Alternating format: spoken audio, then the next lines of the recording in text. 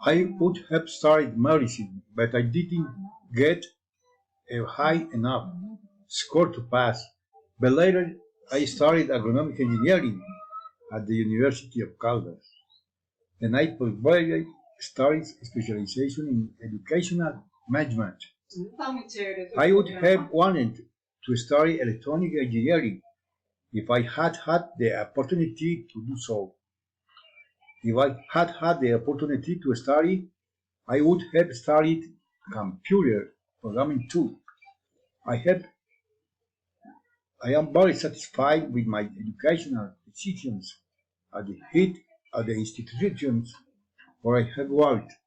I have been able to create an environment of trust among teachers and teacher directors, and I have also carried out several infrastructure projects and provision of material that have benefited the institutions. I feel fulfilled and fortunate to be in the education sector because a good job is done on behalf of the community.